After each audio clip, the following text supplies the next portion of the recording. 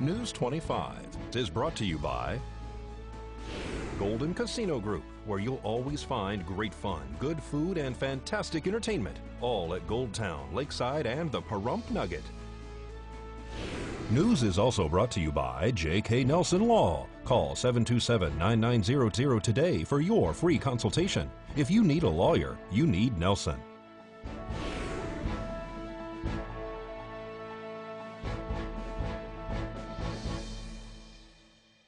Police arrest a woman at her job for embezzlement, and the investigation continues regarding a shooting death. News 25 starts now. You're watching KPVM News 25 with Eunette Gentry. Local coverage from Deanna O'Donnell. News 25. Local coverage you can count on. A Walmart employee is arrested after being accused of embezzlement. It's Thursday, May 9th. I'm Eunette Gentry. An assistant manager at Walmart right here in Pahrump has been arrested, accused of embezzlement, a claim she denies, according to police. Patrol members be advised.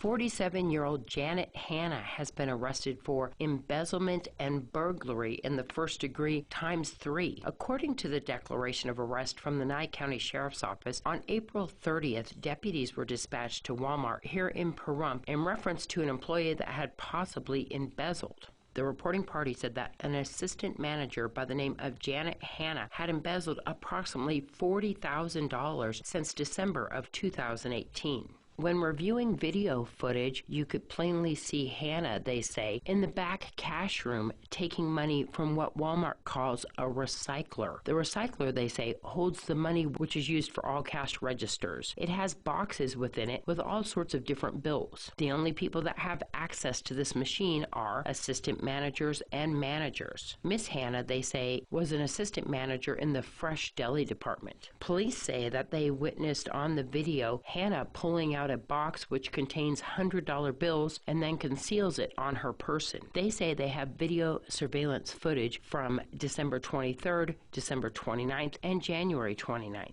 When interviewing the suspect, deputies say that Miss Hannah denied these allegations. Janet Hanna was then arrested and transported to the Nye County Sheriff's Office Detention Center.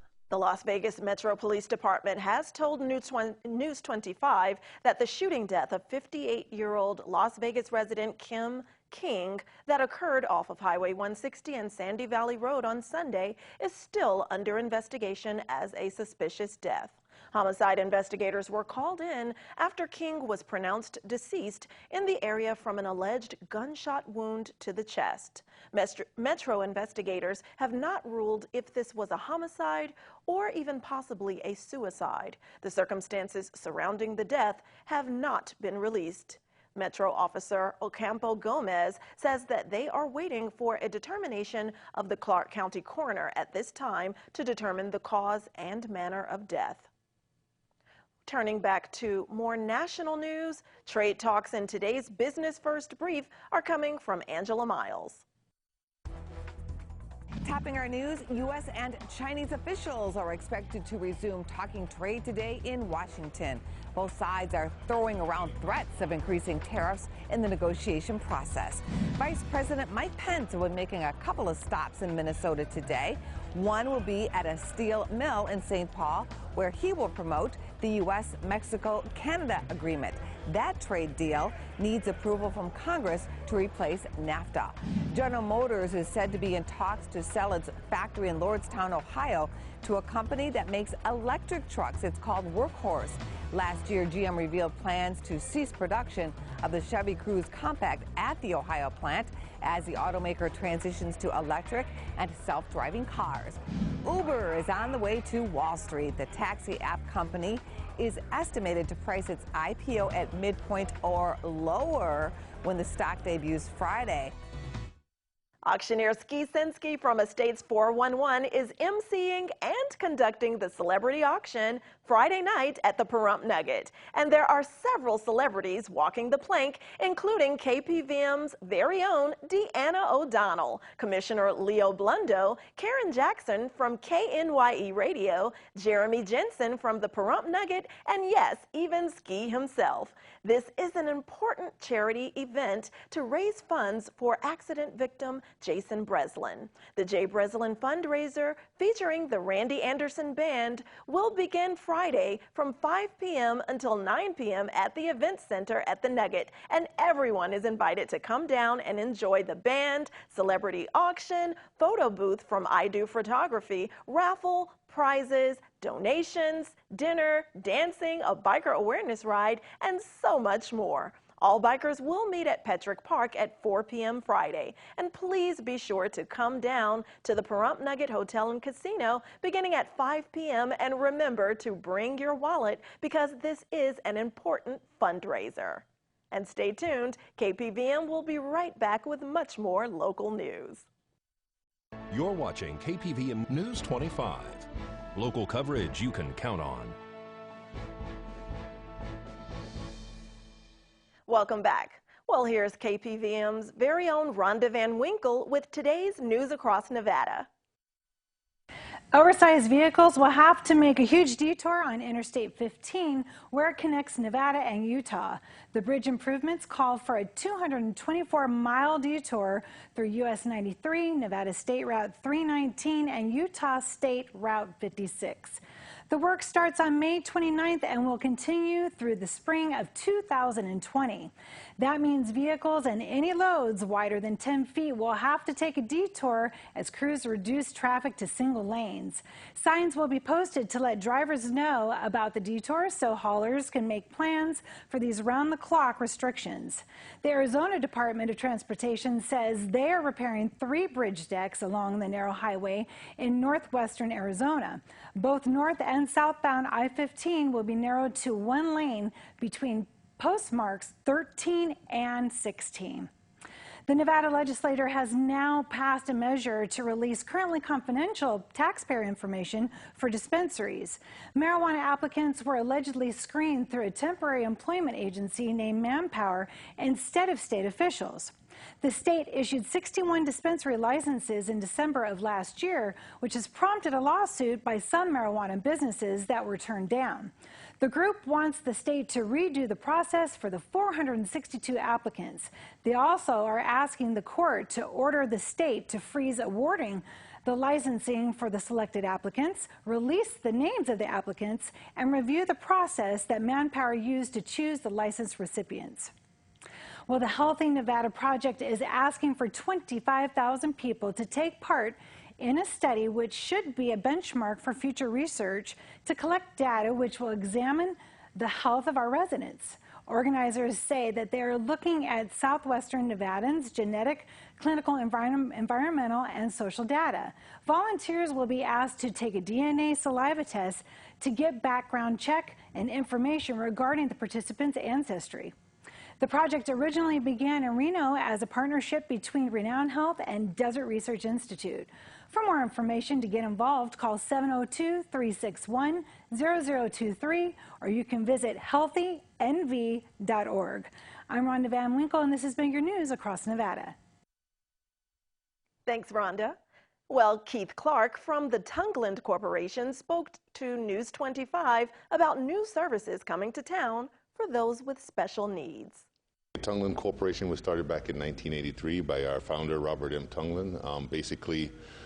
We serve individuals with autism, Down syndrome, traumatic brain injury. We basically incorporate them into the community. However, we can do that by teaching them basic life skills, by taking them to community events, by teaching them budgeting, cooking, just things that we take for granted. Yeah. We want to get them, and our main focus is really to make sure they're not excluded from their community. This is Medicaid funded, so it doesn't cost anything to join the program. It is you sign up through the RRC. Deidre Jonas is her name, and you see her, and once she gives us the okay, we jump in at that point. Primarily going right now is just what we call SLA, supported living arrangements, and we come to your home, like I said, and then everything's person-centered as far as what the needs are. We provide what we call person-centered goals, and what those goals are. Once the team and that's RRC and us, we work together, and the guardian family members also be included in that team, and we figure out what is the weakness area, what do we need to work for, what do we need to work to get you where you need to be, and once those goals are decided upon, we work towards them. Our team is, well, I'll start with me. I used to be a special ed teacher, so I participate as far as writing habilitation goals and making sure that they're working towards, and just things that I've taken away from my teaching background. Our team, our direct support staff is trained extensively before we put them out with the individual. We also have a qualified intellectual professional who has a degree in this field and also helps out as far as writing the plan. And then we take input from the service coordinator, which is the RRC, and then also from family members.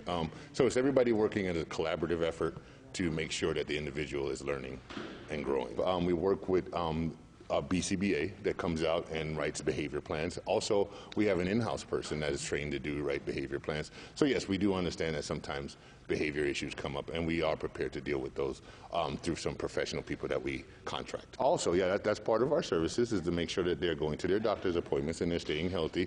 We also offer nutritional services as far as them eating and making sure that they're developing good eating habits and stuff like that. We're not there yet, but our plan is to make some local relationships that we can get our people into some gainful employment or even volunteer services, but just mainly to just get them out of the home and get them integrated with their community. We have our office number, we're based out of Vegas right now, but we're going to have an office here pretty soon, but you can look us up. We're the TunglinCorporation.com. We do have a website that gives us all the information you'll need to where our offices are in Vegas. We hope to have an office here in Pahrump by summertime, is what we're looking at right now. And so if you look on the Tunglin.com, just go there. That gives you all the information you need to know about us. A sock hop with special guest, local 50s hitmaker Sue Thompson, and a car show was held this past Saturday to raise funds for an animal rescue called Never Forgotten. Today is our custom car show and our sock hop for the 1950s. We're here to do a fundraiser for our organization. We're hoping to have enough money that we can continue our operations on saving animals and adopting them out. We're on the corner of Wilson and East Street, right behind Wells Fargo Bank. It is our adoption center, and we are looking forward to being able to adopt out all of the kittens that we have in inventory right now. We have probably about 30 kittens at this time, and we have probably 4 more litters coming in next week. Right now, we're not allowed to adopt out of our current facility, so we're looking for other venues to have that happen. So all of our adoptions are based on fosters. We call them in every time we have an adoption event, and then they all go back home, the ones that are not adopted. We're currently getting ready to rehome 30 cats, and we're sending those to another rescue up north.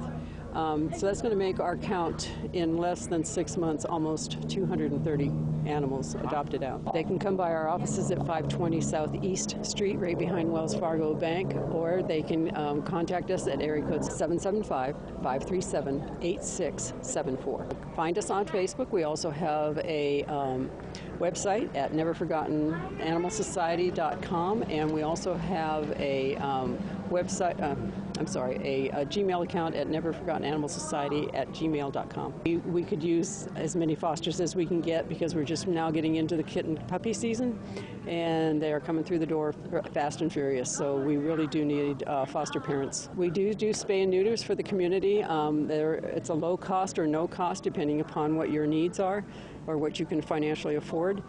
We have coming up, we're going to be doing 6 spay and neuters both on dogs and cats.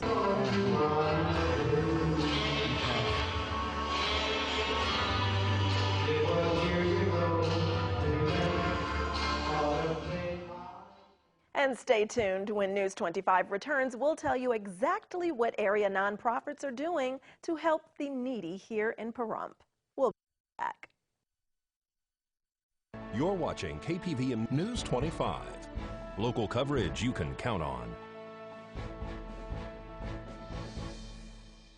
Welcome back. The nonprofit, whose goal is to build beds for the needy in our community, collects some much-needed supplies at Walmart. We are doing a bedding drive, letting people know as they come in that we are doing that, and hopefully they come out with something to give to us. And we are also taking donations, and giving out information. It's a beautiful day in Pahrump, and we've got a few things, not as much as I would like, but you know what, every little bit helps. You know, it's weird, it's like a roller coaster because, you know, we'll go 2 weeks of nothing, and then all of a sudden we'll get something in that really helps us go get some lumber or mattresses or whatever, and so I don't worry about it, it's in the Lord's hands. Our queue just went up this morning. We have 20 in queue, and we've got enough stuff to deliver, I think about 16 beds right now. So we're already kind of in the hole, but we're trying to do what we can to get some money in so we can buy some more lumber and keep the ball rolling. They can reach me by phone, 702-539-9685, or my email is gary.bennett@shpbeds.org. Or they could go by Nevada Realty, which is also helping us with the bedding drive. And so we've got several options there. God bless them. These ladies are incredible. They love talking to people. They love volunteering. And that's what this is all about, is volunteering. And our prayers are with BJ right now. She's not well, and gotta love her. She's the heart and soul of this group. And so prayers to her. But that's what these ladies are doing, and they're doing a great job. No kid sleeps on the floor in our town, and we want our town to be everybody's town. But we're starting right here with our town, and we're doing our 4 zip codes first, and then when that feels like we've got a handle on it, we're going to head north and start doing Amargosa and Beatty and Tonopah and all the other little towns that are in Nye County. That's where we're just Nye County right now. If they want to volunteer, we're at the shop almost every day. It'd be good to call first, but we're almost every day we're out there, and so you don't have to wait for a big build to come out.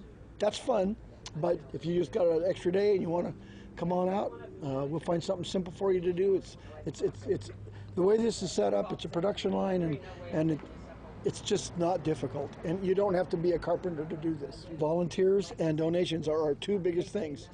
Probably not in that order, but but yeah, we need both. And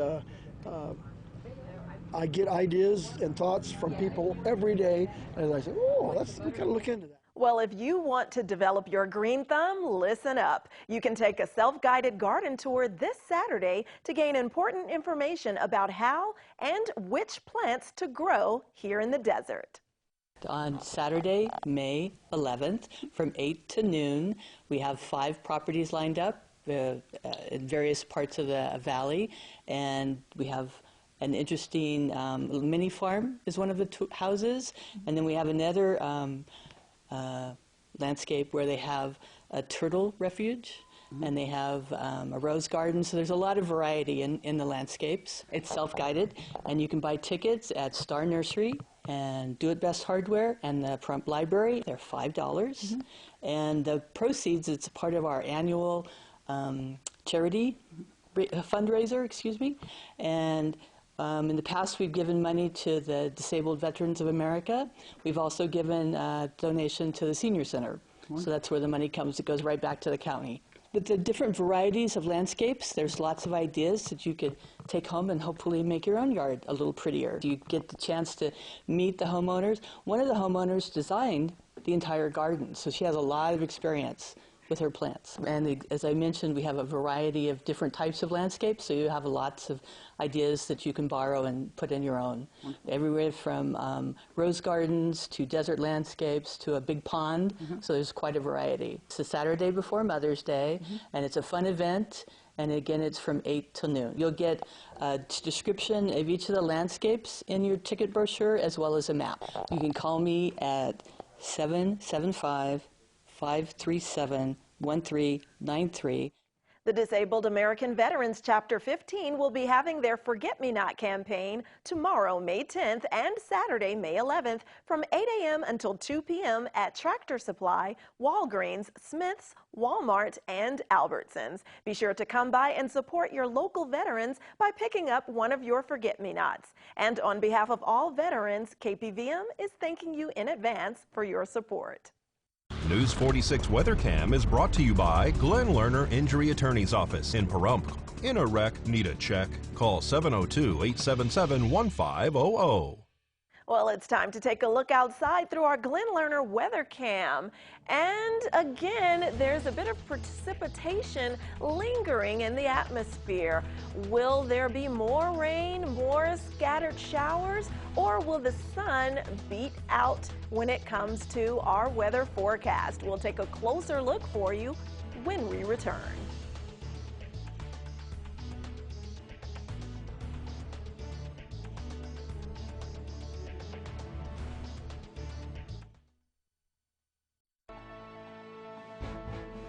News 25 weather is brought to you by Dairy Council of Nevada.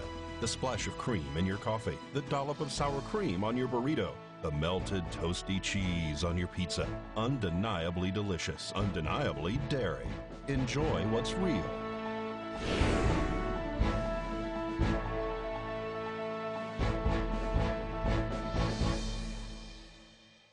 Welcome back. Let's take a look at our weather across the Silver State, focusing on our highs and lows. Las Vegas tops out at 74 degrees for the high with a low of 61 overnight. Death Valley's high 90 degrees, but then dropping down to 64 for the overnight low. Amargosa's high 78 degrees with a low of 54. Beatty's high 75 with an overnight low of 51 degrees. Goldfield's high 66 with a low of 40. Tonopah tops out at 64, but also drops to 40 overnight. Carson City's high 68 degrees with a low of 43 degrees overnight.